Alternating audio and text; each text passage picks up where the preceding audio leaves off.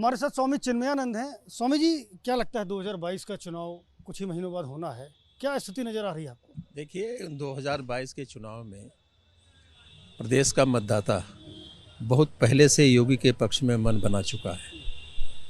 लोग, अपोजिशन के लोग ये जोड़ गांठ कितना भी कर लें, लेकिन जन साधारण में जो योगी की इमेज है उसकी तुलना में कोई प्रतिपक्ष में नेतृत्व दिखाई ही नहीं पड़ रहा है।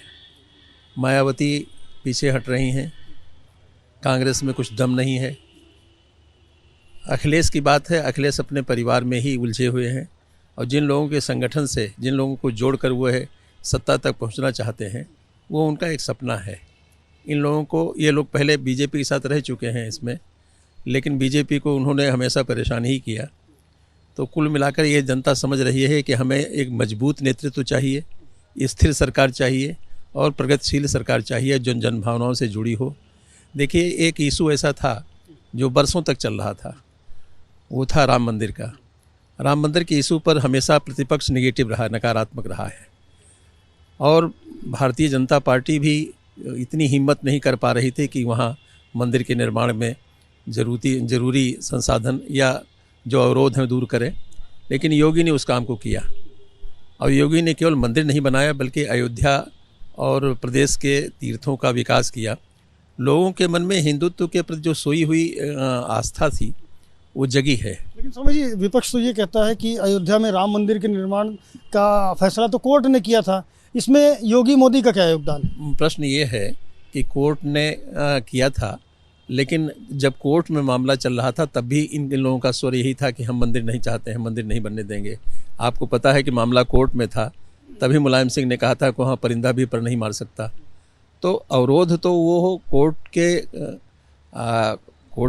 के न्याय की प्रतीक्षा नहीं कर रहे थे। और कोर्ट की जहाँ तक बात है, कोर्ट और संसद की बात है, तो कोर्ट और संसद की बातें कौन मानते हैं? अभी इन्होंने किसान आंदोलन में कोर्ट ने भी इनसे रास्ता छोड़ने को कहा और सरकार ने संसद में जिन लोगों ने उस कानून के पक्ष में वोट किया वो लोग भी खिलाफ थे। तो इस तरह से दिशाहीनता प्रतिपक्ष में दिखाई पड़ रही है।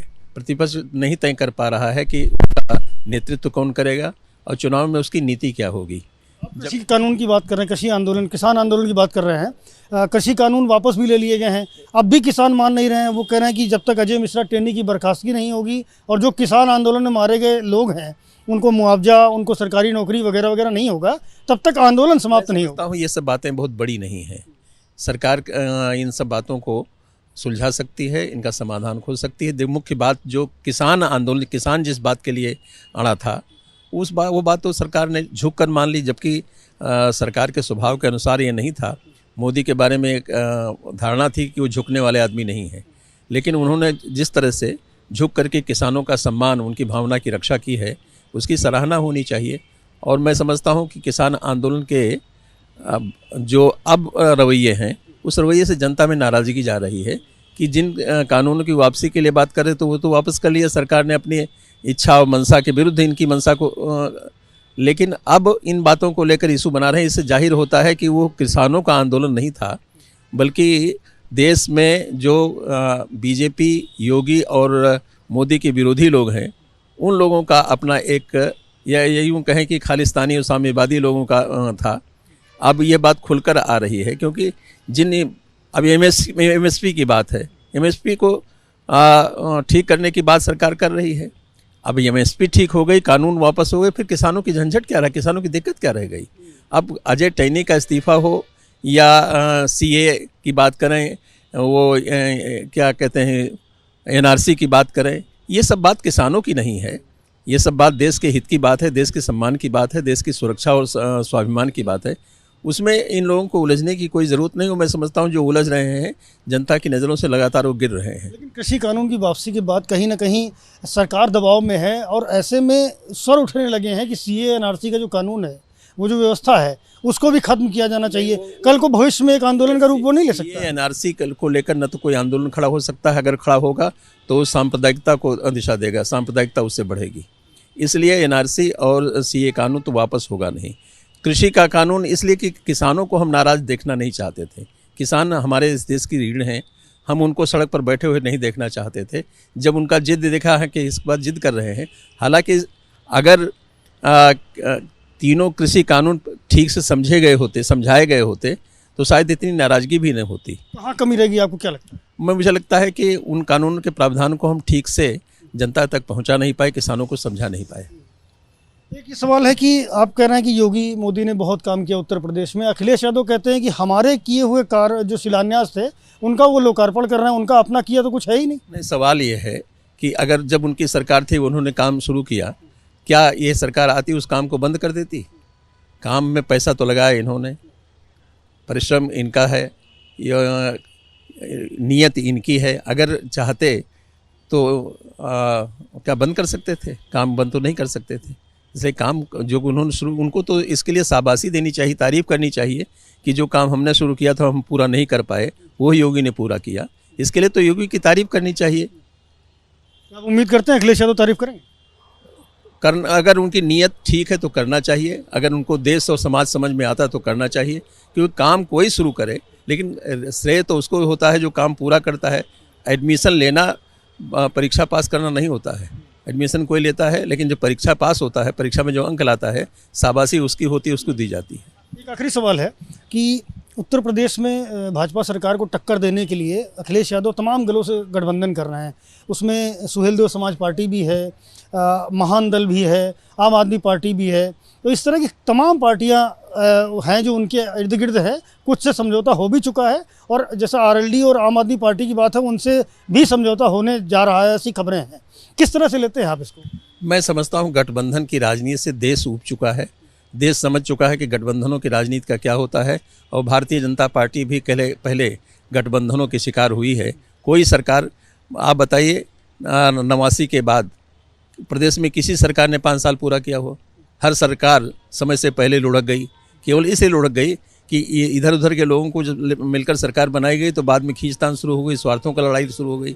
इसलिए गठबंधनों पर अब मतदाताओं का कोई विश्वास नहीं है। मतदाता चाहता है एक पार्टी हो, एक नेतृत्व हो, एक नीति हो, एक नियत हो, और उसके साथ हम खड़े हो। लेकिन गठबंधन तो भारतीय जनता पार्टी भी कर रही है, छोटे छोटे दल। गठबंधन हम पहले भी करते थे लेकिन उनके ऊपर हम निर्भर नहीं करते थे। आप बताइए, पिछली बार ही जो गठबंधन हुआ उसमें बीजेपी की सीटें इतनी मिल चुकी थी कि वो सरकार बना लेते, इन लोगों को साथ में रखने की कोई ज़रूरत नहीं थी। लेकिन उनकी भलमनसाहत थी कि उन्होंने साथ में लिया था तो साथ में रखा। हालांकि सुहेलदेव पार्टी या राजभर ने जो कुछ किया सरकार के बीच में वो उचित नहीं था। अगर वो हमारे साथ खड़े होते तो कार्यकाल पूरा करते, लेकिन ये कार्यकाल पूरा न करते न करने देते हैं। हम कहते हैं अखिलेश भी अगर सरकार बनाएंगे इनके लोगों के साथ तो वो सरकार चलेगी थोड़े। अब तक गठबंधनों की सरकार का परिणाम ये रहा है कि वो 5 साल अपना कार्य पूरा नहीं कर सकी और कोई चैलेंजिंग काम भी नहीं कर पाई। इसलिए इस समय की परिस्थितियां ऐसी हैं जिसमें प्रदेश को एक मजबूत सरकार चाहिए, मजबूत नेतृत्व चाहिए।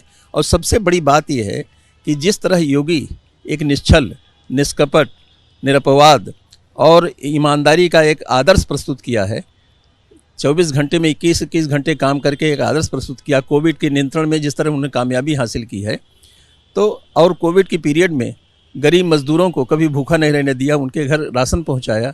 पढ़ने वाले बच्चों को मिड डे मील मिलती थी, वो खाना भी उनके हिस्से का पैसा उनके खाते में पहुंचाया। तो जितना काम, जिस तरह का काम योगी ने अपने हाथ में लिया, इसके पहले की सरकारों ने उस तरह के काम कभी नहीं कर सकी, भाग खड़ी होती थी संकट में। लेकिन संकट का सामना योगी ने जिस दृढ़ता के साथ किया है, जनता इस बात को खूब समझ रही है। 2022 में अगर भारतीय जनता पार्टी जीतती है तो यूपी का मुख्यमंत्री कौन होगा? योगी ही मुख्यमंत्री होगी। जो मतदान होगा वो योगी के नाम पर होगा। क्योंकि देखिए, आज मतदाता केवल पार्टी नहीं देखता है, नेतृत्व किसका है देखता है। और सभी पार्टियां, ये भी एक संयोग है, सभी पार्टियां किसी न किसी परिवार की हैं। अखिलेश एक परिवार के हैं, मायावती का एक परिवार है, और कांग्रेस का भी एक परिवार है। लेकिन बीजेपी का कोई परिवार नहीं। बीजेपी तो कार्यकर्ताओं की पार्टी है, और एक कार्यकर्ता के नाते ही कोई इनके बाप दादे योगी के कोई पितृपुरुष कोई राजनीति में नहीं थे, कोई वो उनका सत्ता में कोई दखल नहीं था। लेकिन जिस तरह से इन्होंने, हमें ये अच्छी तरह याद है, यही जगह है जहां मुझसे लोगों ने पूछा था कि योगी को वो योगी मुख्यमंत्री बनने जा रहे हैं, इनको शासन चलाने का कोई अनुभव नहीं है, कैसे चलाएंगे?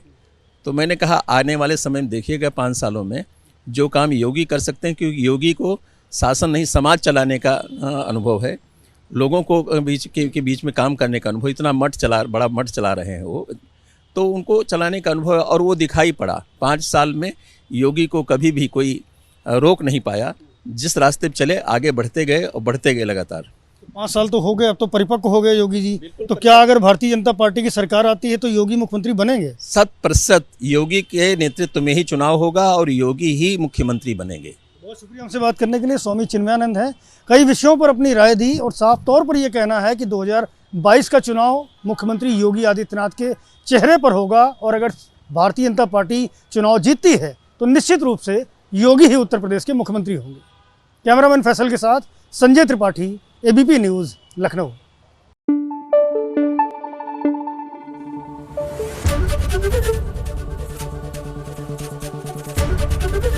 एबीपी न्यूज़ आपको रखे आगे।